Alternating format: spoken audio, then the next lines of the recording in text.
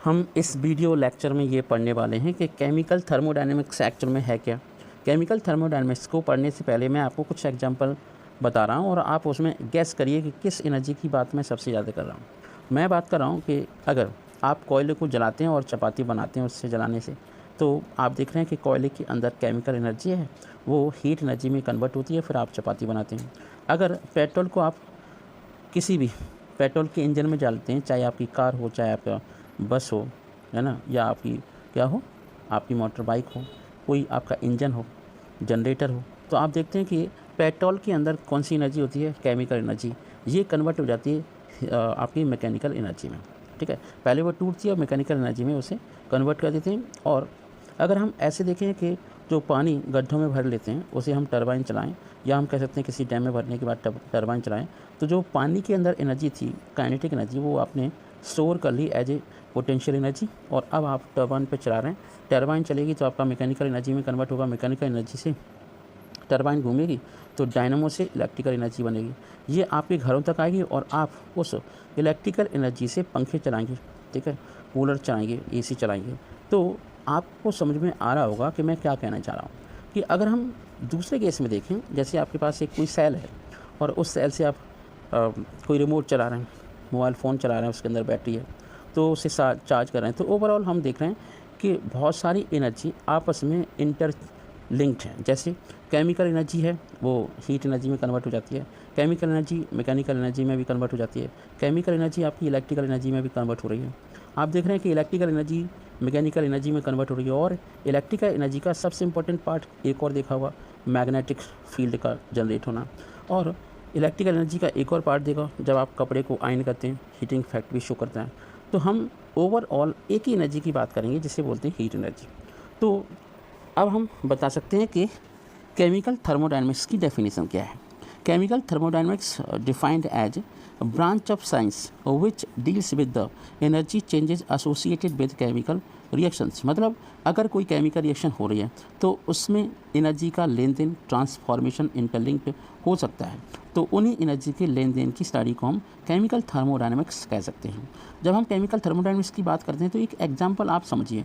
मान लीजिए आप किसी पतीली के अंदर, किसी कंटेनर के अंदर आप चाय बना रहे हैं और आप चाय को ऑब्जर्व कर रहे हैं। आपने पहले चाय की पत्ती डाली, पानी डाला, चाय की पत्ती डाली, मिल्क डाला, अपने फ्लेवर के अनुसार आपने जिंजर डाला कस करके कैसे भी, तो आप देखें कि उसका कलर चेंज होने लगता है। तो आप उसमें देख रहे हैं कि टेम्परेचर बढ़ रहा है और टेम्परेचर बढ़ने के साथ साथ उस पदार्थ का, उस लिक्विड का कलर भी चेंज होते चला जा रहा है। तो अगर आप किसी भी ऑब्जेक्ट को ऑब्जर्व कर रहे हैं जिस पर आप हीट का इफेक्ट देख रहे हैं, तो उसे बोलेंगे सिस्टम।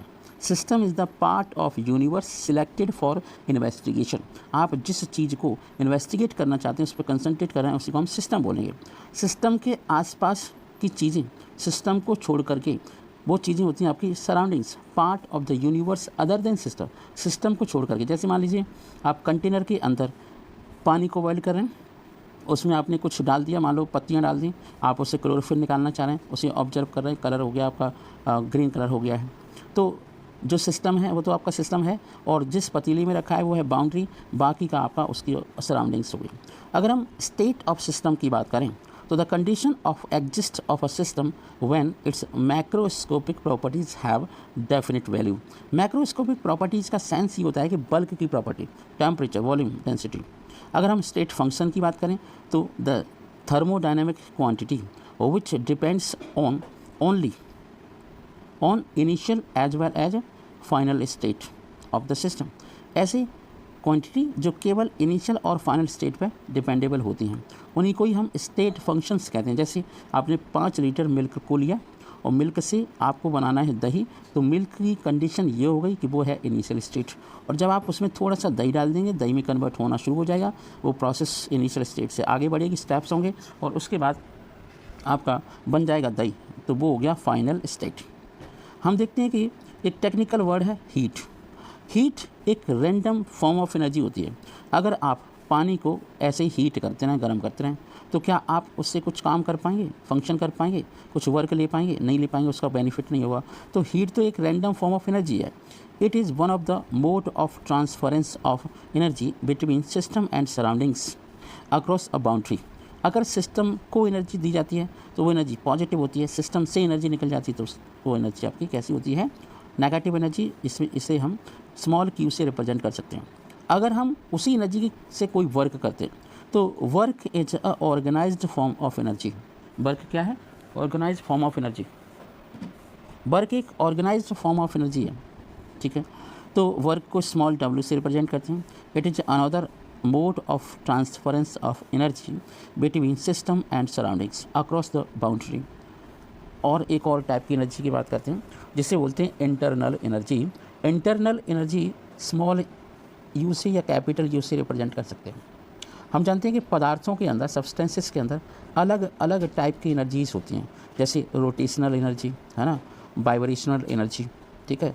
तो ये जो आपकी एनर्जीज होती हैं उन्हीं एनर्जी में से the energy associated with the system at particular conditions of temperature and pressure, that kind of energy is called a internal energy.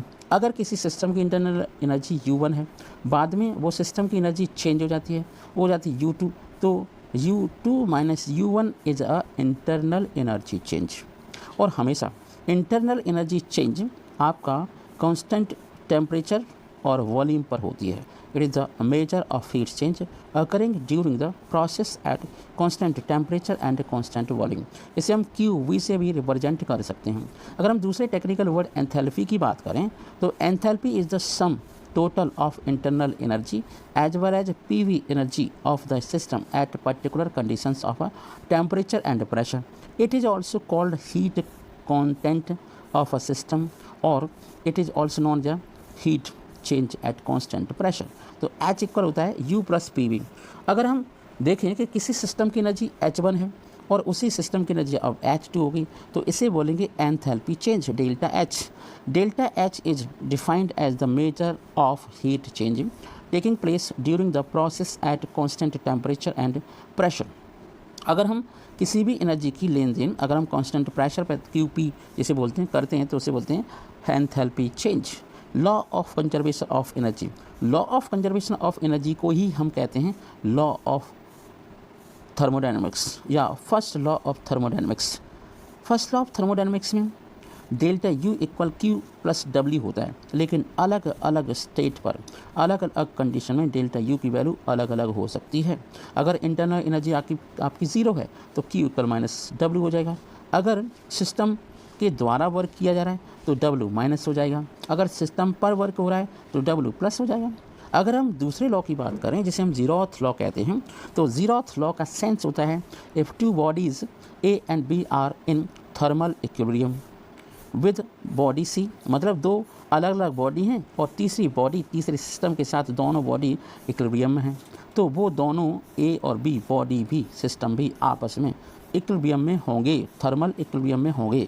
So we can say that if two bodies A and B are in thermal equilibrium with body C, then A and B must also be in thermal equilibrium with each other. Thank you so much.